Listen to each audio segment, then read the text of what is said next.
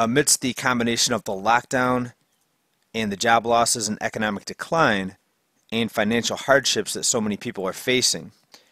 Hey everybody, JJ here. You're watching Bull, Boom, Bear, Bust. It is Sunday, April 5th. Thank you for joining me. The channel continues to grow strong here. We're nearly at about 41,000 subscribers. Thank you to everyone who repeatedly comes back to the channel. If you haven't done it already, please give us a like and a subscribe and come back for more info. In many different cities across the nation, burglaries are on the rise, especially commercial burglaries and businesses.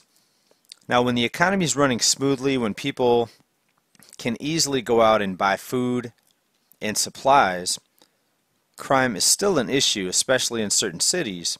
But when you add supply shortages, breakdowns in the supply chains, millions of people losing their jobs, chaos can start to unwind very quickly, and we're seeing a surge in a number of businesses not only shut down, but now boarding up as if they are preparing for a natural disaster. In this case, the natural disaster is going to be humans looting and breaking in and trying to find whatever supplies and goods they can get their hands on.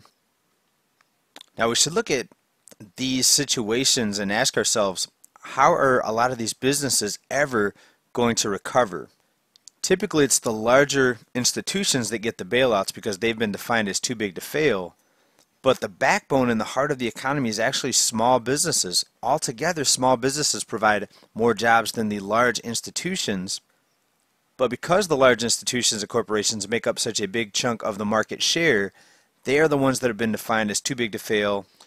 There has been a moral hazard unleashed by rewarding bad behavior, which actually encourages banks to not only look the other way when it comes to decision making and business practices. It actually encourages bad business practices, because the more gains can be made when you take bigger and bigger bets to try to get bigger gains and returns, knowing that you'll only get bailed out in the end when those bets finally go bad.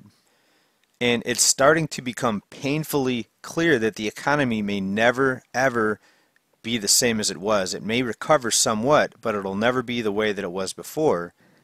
And remember, it was only a few months ago where people laughed at the thought of universal basic income and just giving people paychecks for nothing.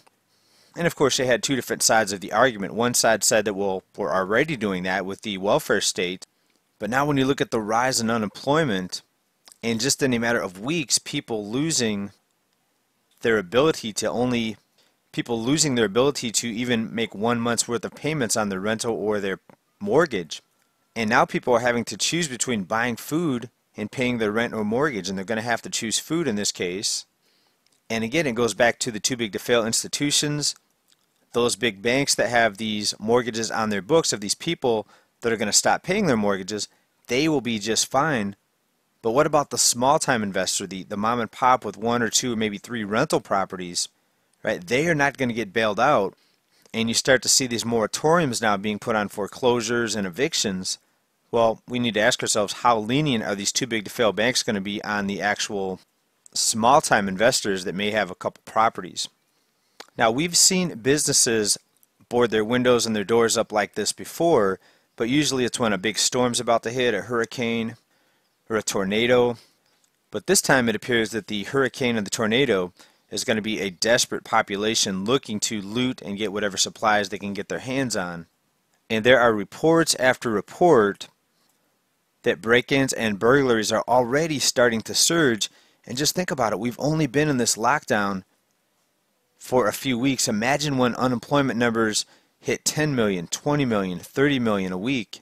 Right? What is going to happen not just to the economy, but how much more crime and despair is there going to be as this continues to unfold? Now, hopefully, we'll start seeing a slowdown in the number of cases in this health crisis that's spreading across the world. And now the USA is at the epicenter of this health crisis. Right? But what if it doesn't? Imagine how bad this could get. And even if businesses do try to be open, what type of damage are they going to have sustained at their businesses and to their infrastructure?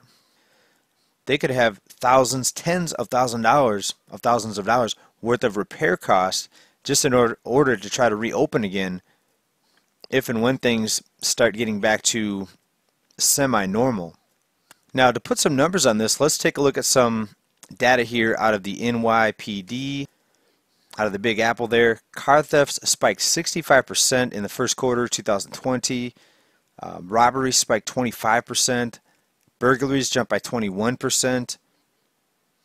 There's been a 5% uptick in grand larceny. There's been over a 2% increase in assaults, even though people are supposed to be on lockdown.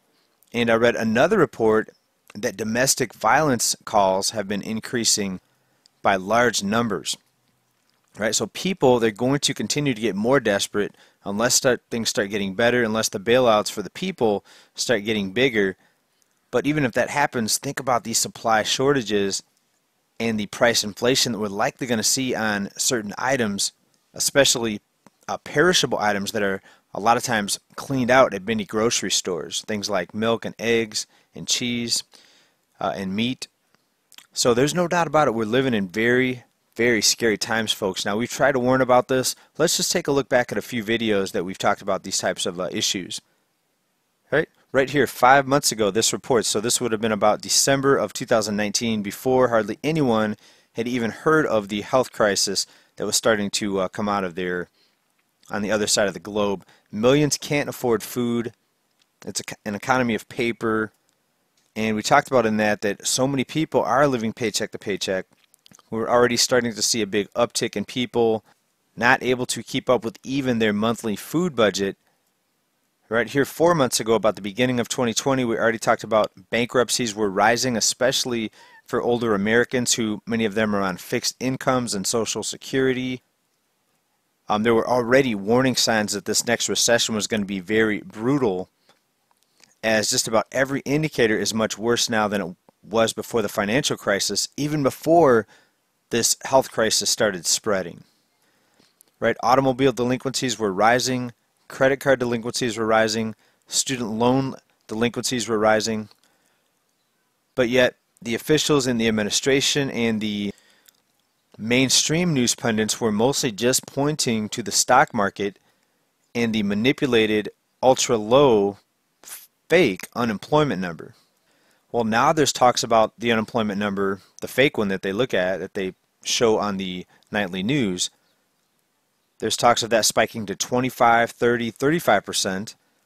But when you look at the real numbers, the raw number, it includes all people that can't find work, that could be spiking up to 40, 50%. So there's no doubt about it. We're headed into some very, very scary, dangerous times, unpredictable times, as we are basically in uncharted territory for this economy, especially now with this lockdown on top of it. So what would have been a brutal recession, as we talked about many months ago, we're going to have to start using words like devastating, catastrophic, life-changing, and again, much worse than the Great Depression, as we have so many people now that are dependent on some other entity or government just for their monthly paycheck. And to me, something else that's pretty interesting is we have businesses now calling for more police presence to guard over their businesses. Here's a report out of Minneapolis, Minnesota. Business groups push for more downtown cops.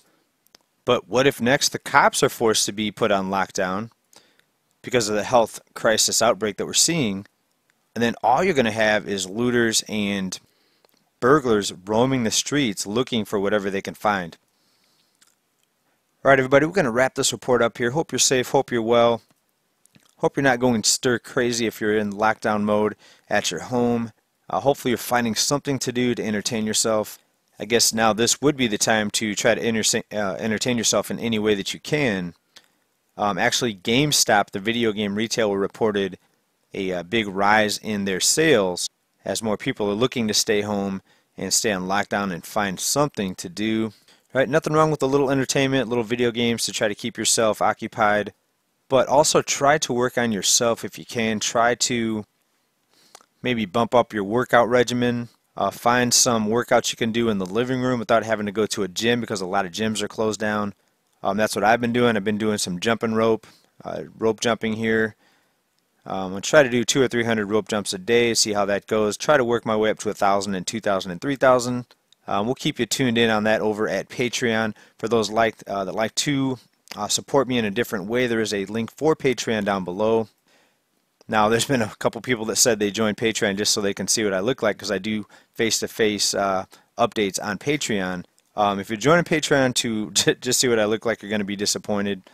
But if you do like my work and like to support the channel, even $1 a month is a way to support the channel, and it shows your appreciation. It definitely helps. And hopefully, even if I become unemployed, I'll still be able to keep on giving you guys updates and report this news. Thanks for watching, everybody. Bye for now.